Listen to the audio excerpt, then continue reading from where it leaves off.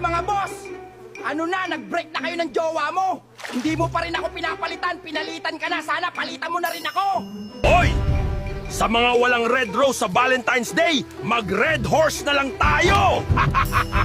Alam mo ha? Kumain ka ng okra kahit madulas hawakan para matutunan mong hindi lahat ng hawak mo ay dapat panghawakan. Hoy! Kumain ka ng pipino para ikaw naman ang piliin ng taong mahal mo! Aray ko! Alam mo ha? Hoy! Kumain ka ng mustasa at huwag ka nang umasa na mamahalin ka pa niya. Aray ko! Ble! Hoy!